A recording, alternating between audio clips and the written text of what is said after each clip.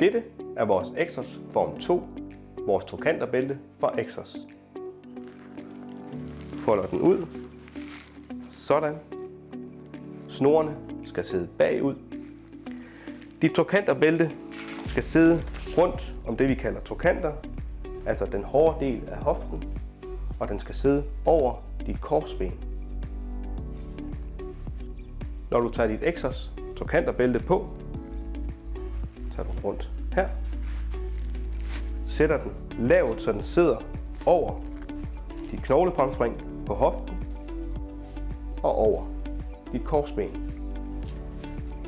Du tager den ganske let og sætter den foran her ved symfysen. Sætter den der. Så tager du spændet herover og trækker ind, således du mærker et tryk på begge sider af hoften og ved korsbenet.